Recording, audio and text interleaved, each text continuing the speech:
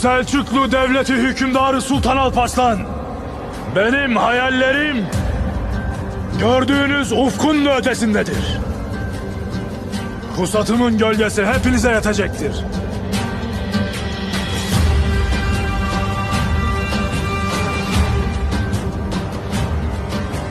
Bin yılın savaşına hazır mısınız? Malazgirt 1071